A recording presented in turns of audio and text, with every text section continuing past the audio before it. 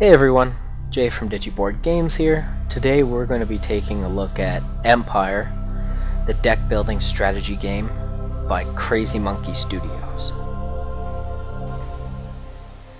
Empire introduces the world's first deck building 4X strategy game.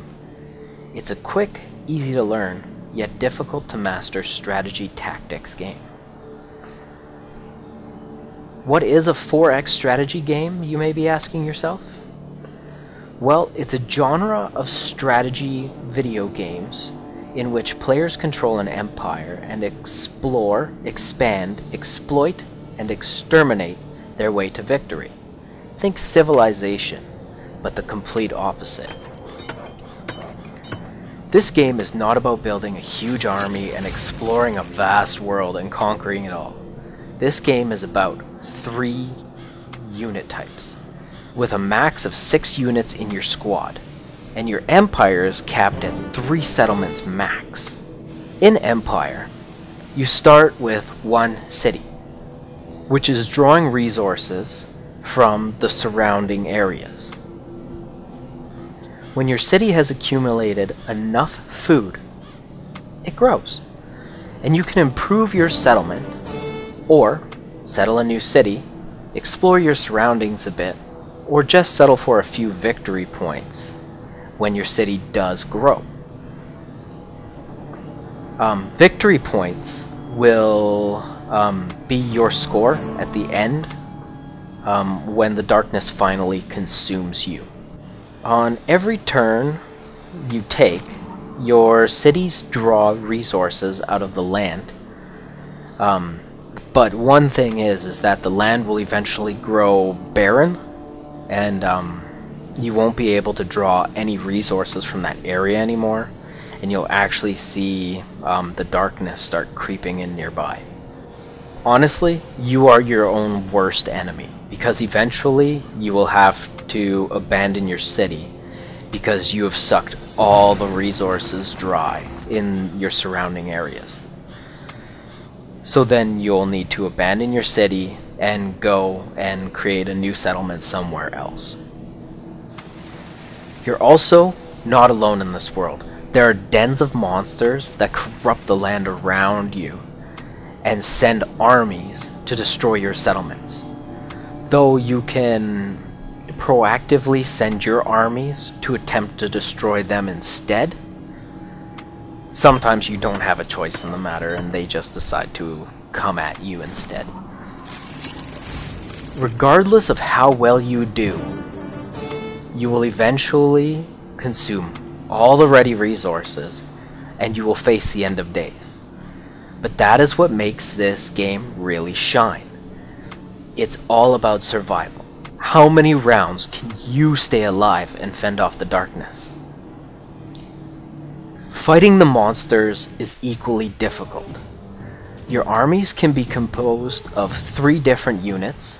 As I mentioned earlier, you have your infantry, your cavalry, and your archers, each with different health and attacks, as well as different attack patterns on the 2D battle board. The monsters have 3 different units with roughly the same setup as your troops do. So they'll have one that's ranged, they'll have one that's their cavalry and their infantry. So depending on which one's coming at you, they might have more health, they might have more attack, they might have less health, and so on. So once you get into battle, your units are randomly placed on the left side of the battle board. And the monsters will start on the right. Each turn, units take a step forward and attack if possible. You have 2 objectives, one of which is to destroy all of the enemy units, or by bypassing them entirely and destroying their camp on the far right side of the battle board. A bit of randomness happens when you draw cards, which you draw 4 at a time from a deck and discard at the end of each round. Cards will allow for a lot of different effects. The one you don't want to see is the Strife Cards, which do absolutely nothing for you when they're drawn. They're pretty much just dead cards, and the way you gain Strife Cards is there's a certain number they give you at the beginning of the game, and you get one for each unit you lose. So you don't want to do that. But you can remove these Strife Cards by certain upgrades to your settlements. So pay attention and read what each upgrade has to offer, and depending on how many Strife Cards you want, you may just want to take the one that will remove a Strife Card, like a Feast. Because a Feast will also remove a Strife Card, plus give you victory points, which you want at the end of the game to, you know, up your score. The AI in the game is very straightforward, literally. All the opponent's pieces move forward 1 square a turn. They don't have cards, just their basic attacks. So just be careful of what they can do, and move units to intercept or just get out of the way. Honestly, when I started to play this game, I was wondering if it could really get any deeper than what it was in the tutorial. But since then, I've really fallen for this great game. It's so well done. I can't find any flaws whatsoever at all to the game itself. The mechanics are solid, the theme works. It's just a great title. Seriously, if you have $3 to spend it on this game. You won't be disappointed. I personally didn't think that this game would be as good as it is, and now it's going to be one of my favorite games of the year.